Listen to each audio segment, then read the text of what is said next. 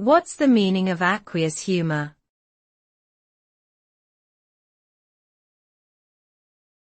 Aqueous humour.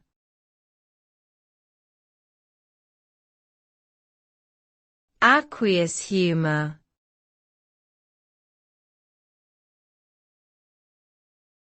Aqueous humour.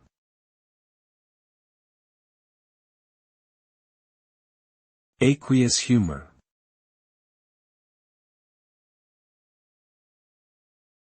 Aqueous humour is a transparent, watery fluid that fills the space between the cornea and the lens in the front part of the eye. It is produced by the ciliary body and circulates through the pupil to nourish the cornea and lens and maintain the intraocular pressure. Aqueous humour also plays an important role in removing waste products from those tissues and helps to control the shape and refractive power of the eye.